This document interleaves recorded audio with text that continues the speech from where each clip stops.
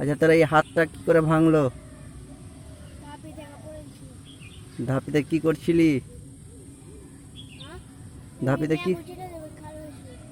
আচ্ছা, দিয়ে? আচ্ছা, দিয়ে কি করে মানে ধাপি থেকে একবারে নিচে দিয়ে মানে তোর হাত ভেঙে গেল? দিয়ে তোর হাতে খুব তাহলে ব্যথা? এখন কি আর ব্যথা করছে? আচ্ছা, তা কোথায় গিয়ে হলো ডাক্তার বাড়ি? কোন ডাক্তারের বাড়ি? পাকুড়। কত টাকা খরচ হলো? 8,000 টাকা খরচ হলো, বুঝতে পারলি? তাহলে কি করতে হবে? ধাপি থেকে নামার সময় সাবধানে নামতে হবে নাকি, তাই না? আর তোর কষ্ট হচ্ছে এখন খাওয়া দাওয়া করতে, বল কোন হাতে খাচ্ছিস এখন? মানে ছুঁচো হাতে, তাই তো? হ্যাঁ, তাহলে ওটা কি হাত? ডান হাত? ও, তোর ভেঙেছে বাম হাত আর মোবাইলে উল্টা দেখাচ্ছে, ওই জন্য বলছি।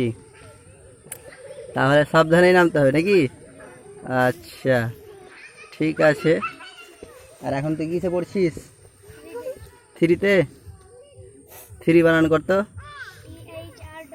বাহ, তালি কর, একটা তালি কর, সবাই তালি কর। তোর স্কুলের নাম কি? আবার বল। বাহ, তুই বেশ ভালো পেরেছিস। স্কুল কটার সময় শুরু হয়? 10টা। আর আসিস বাড়ি কটার সময়? 2টোর সময়। এখন কি স্কুল যাসিস? যাস না? মানে তোর ইয়ে হয়েছে, হাত ভেঙে গেছে, তাই? আচ্ছা, 3 মানে কি? হ্যাঁ, বাহ, তালি কর, আবার তালি কর, খুব ভালো। আচ্ছা, তুই আকাশে সূর্য দেখেছিস? সূর্য, সূর্যকে ইংলিশে কি বল রে? সান। বাহ, তুই বেশ ভালো পারছিস। তালি কর, সবাই তালি কর, তালি কর। আচ্ছা, তোর নাম কি? ফিরোজ আনসারি। বানান করতো। বাহ, খুব সুন্দর, তালি করো সবাই, তালি করো, খুব সুন্দর। আচ্ছা, তুমি তাহলে ক্লাস 3-তে পড়ছো? আর সরকারি স্কুল প্রাইমারিতে কোন স্কুলে পড়া হচ্ছে? না, 3-তে স্কুলটার নাম কি? বাহ, তালি করো, খুব সুন্দর বলেছে।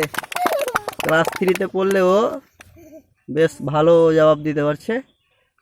তার ইন্টারভিউটা নিলাম আমি, তার দিয়ে দেখলাম এক সময় আমাদের স্কুলের ছাত্র ছিল, এখন ইউনিক মডেল।